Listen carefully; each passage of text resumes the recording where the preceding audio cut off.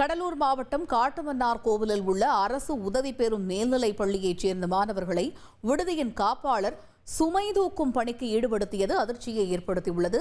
இதுகுறித்த கூடுதல் தகவல்களை செய்தியாளர் கண்ணதாசன் வழங்கிட கேட்கலாம். கண்ணதாசன், அந்த காப்பாளர் மீது எடுக்கப்பட்டிருக்கக்கூடிய நடவடிக்கை என்ன? இந்த சம்பவம் எப்படி வெட்ட வெளிச்சமானது?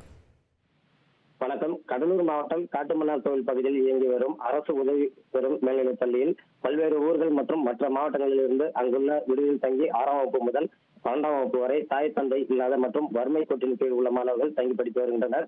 இந்நிலையில் இந்த பள்ளியின் விடுதியில் தங்கி படித்து வரும் மாணவர்களை விடுதியின் காப்பாளராக பணியாற்றும் ஜவுளிக்கடை உரிமையாளர் ஒருவர் தனது ஜவுளிக்கடையில் தீபாவளி விற்பனைக்கு வந்து இறங்கிய துணி மூட்டைகளை லாரியில் இருந்து கடையில் இறக்கி வைக்கவும் அதனை சரிபார்த்து அடுக்கி வைக்கவும் சட்டவிரோதமாக பயன்படுத்தி வருவதாக கூறப்படுகிறது.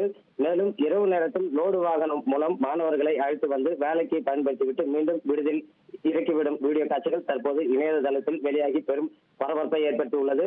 மேலும் இந்த பள்ளியில் உள்ள விடுதியை நம்பி பல்வேறு மாவட்டங்களிலிருந்தும் ஊர்களிலிருந்தும் மாணவர்களை படிக்க அனுப்பிய பெற்றோர்கள் மத்தியில் இந்த சம்பவம் பெரும் அதிர்ச்சியை ஏற்படுத்தியுள்ளது.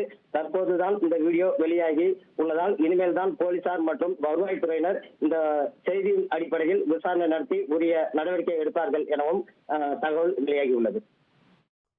தகவல்களுக்கு நன்றி கண்ணதாசன்.